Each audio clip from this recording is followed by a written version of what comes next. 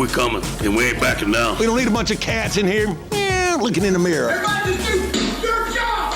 You understand that? Hey, will you shut up? I'm bitterly disappointed with the officiating today. Guys being dudes. And they run through our like through a tin horn, man. Thank you, Lee. And thank you very much to our subscribers. Welcome to this subscriber episode of Split Zone Duo. I'm Alex Kirshner. I'm Richard Johnson. Oh, we doing that?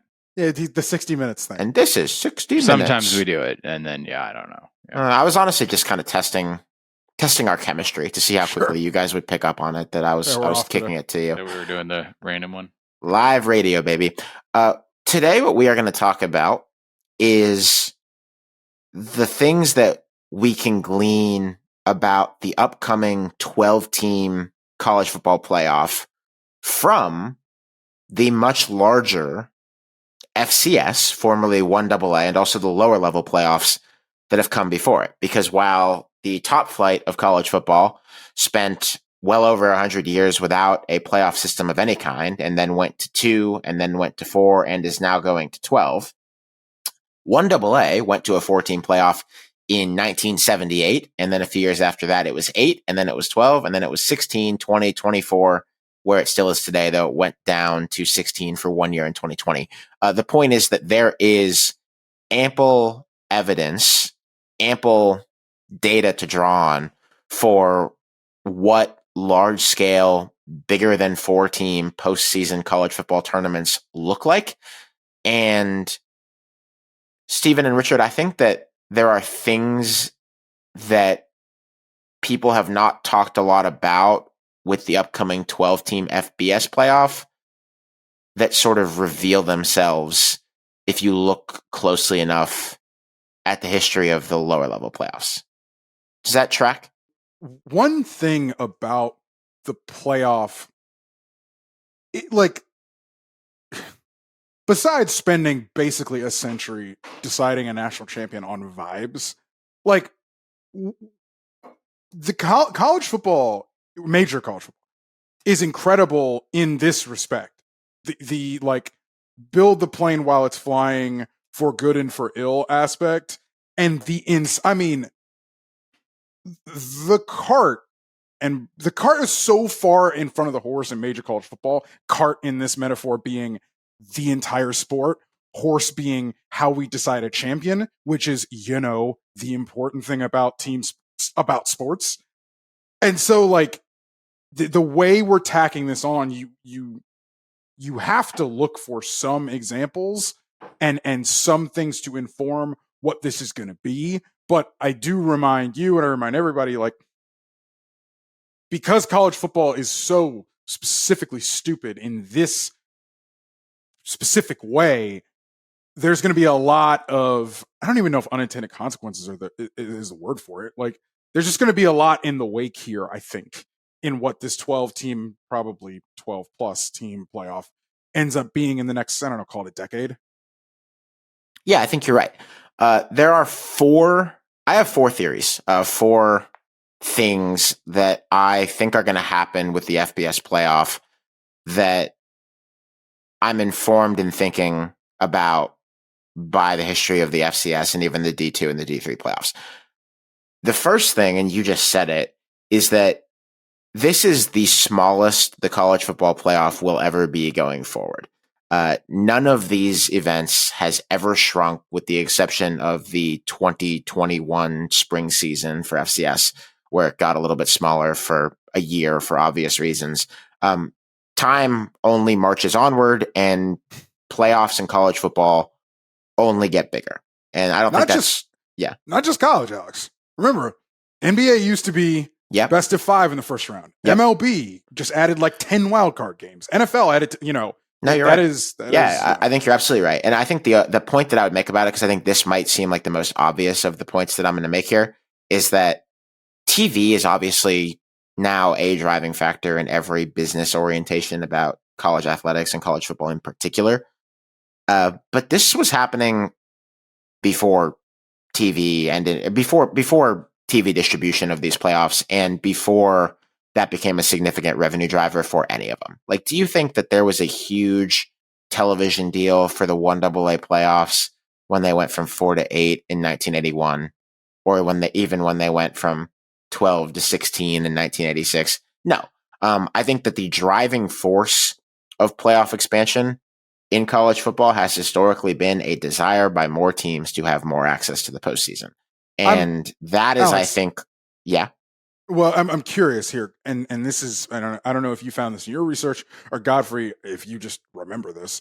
Like when Irk Russell was like doing the thing, like how the fuck did you watch it? You didn't. Right,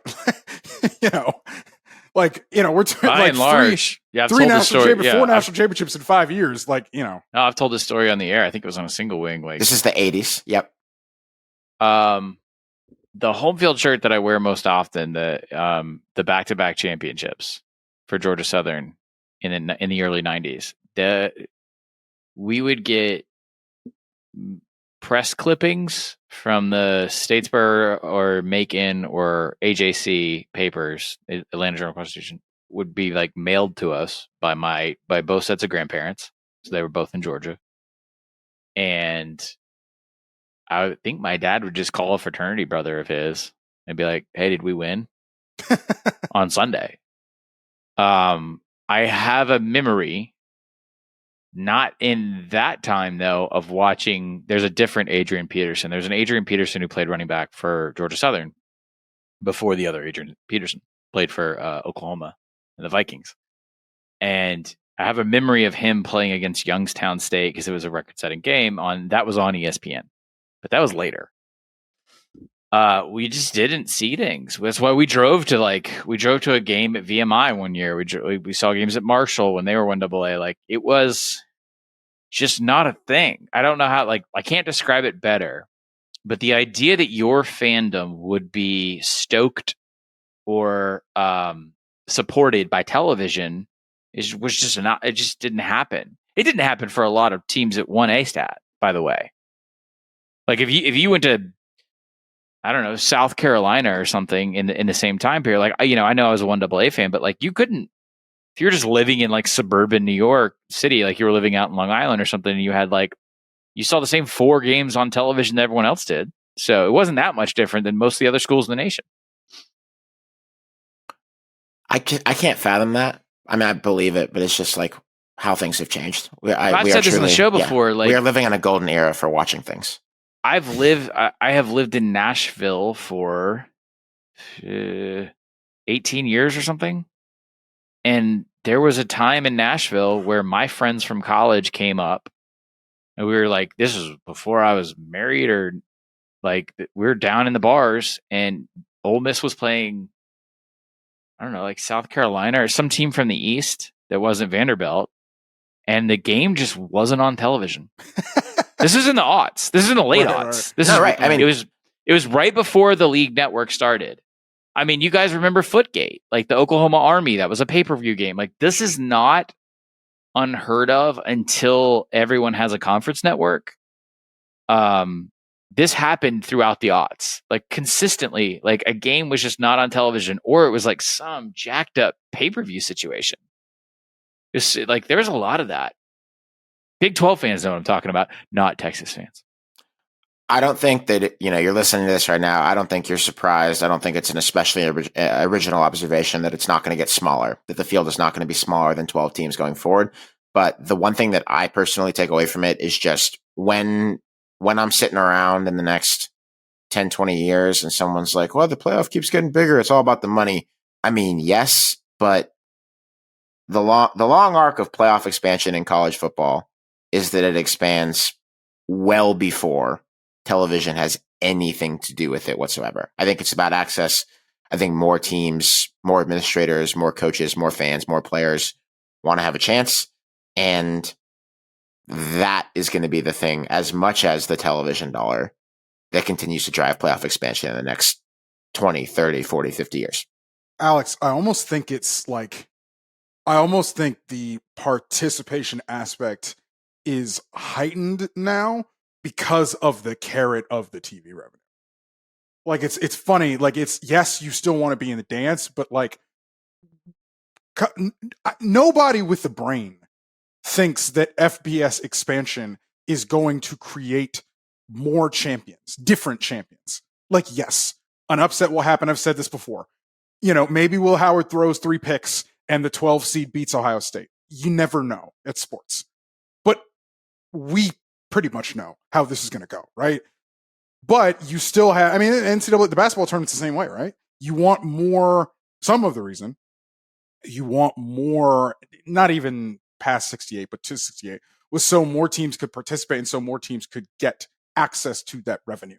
So it's, yes, the participation factor is there, but now the participation factor has that extra chip because of the TV that you're talking